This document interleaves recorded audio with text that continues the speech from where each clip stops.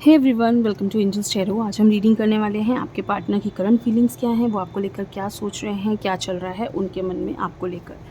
Reading देखते हुए अपने पार्टनर के बारे में सोचिए और फर्स्ट टाइम मेरे पेज पे आए हैं तो ज़रूर फॉलो कीजिए, मेरे चैनल को ज़रूर सब्सक्राइब कीजिए।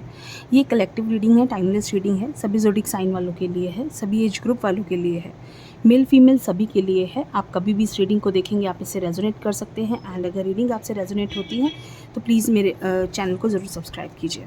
तो चलिए कार्ड्स को शफल करते हैं और एंजल से, डिवाइन से प्रे करते हैं कि वो हमें सही गाइडेंस दे एंड बताएं कि हमारे व्यूअर्स के पार्टनर उनके बारे में क्या सोच रहे हैं, कल रात से अब तक उनकी एनर्जीज़ क्या थी।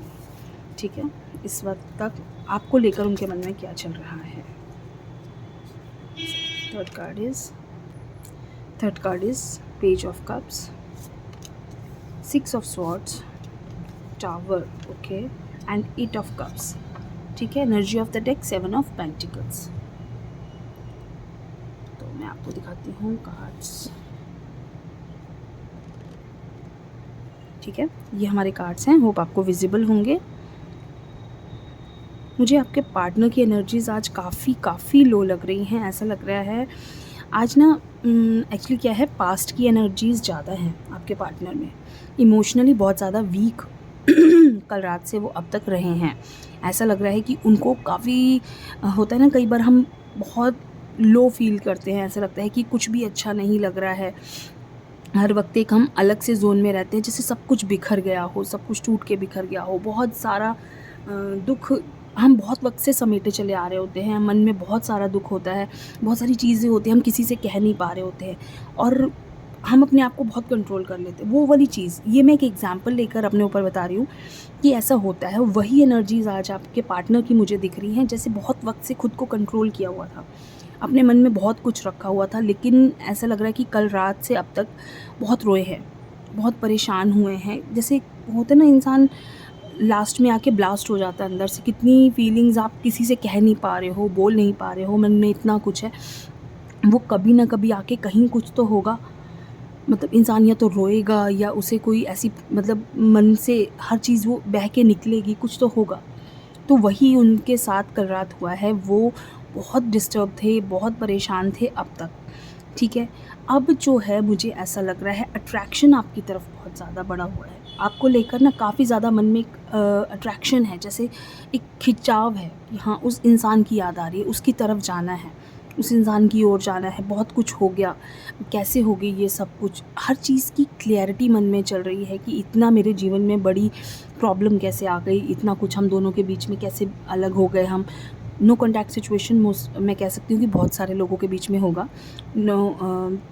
बट जो है उनकी फीलिंग्स बहुत ज़्यादा डिस्टर्ब है। देखिए, कई बार ऐसा होता है कि हम अपने आप को बहुत कुछ समझाना चाहते हैं कि नहीं, कोई बात नहीं, जो हुआ अच्छे के लिए हुआ, जो हुआ सही हुआ, लेकिन खुद को फिर भी हम समझा नहीं पाते। हमारा ध्यान फिर उस तरफ जाता है कि वो इंसान हमारे लिए सही नहीं है। वो खुद को बहुत समझा रहे हैं आपको लेकर कि नहीं, आपकी तरफ नहीं आना है, आपके बारे में नहीं सोचना है, बहुत बुरा हम दोनों के बीच में हो चुका है, अब कोई रास्ता नहीं बचा है वापस जाने का। बहुत कुछ उन्होंने अपने आप को समझाया है, लेकिन मन है ना, दिल है कि मानने को तैयार नहीं है। एक वही गाना आपने सुना होगा ना, दिल है कि मानता नहीं। वही चीज़ उनके साथ है कि उनका दिल मानने को तैयार नहीं है कि आप उनसे दूर जा चुके हो। एक बार मैं यहाँ, क्योंकि इतना इंसान का अट्रैक्शन एक तरफ होना या बहुत ज़्यादा, तो मैं देखना चाहती हूँ आपकी फीलिंग्स क्या हैं उस इंसान को लेकर। कुछ कार्ड्स में आपकी भी निकालना चाहती हैं। आपका भी ध्यान नहीं हट रहा है, आपका भी ध्यान नहीं हट रहा है इस इंसान से।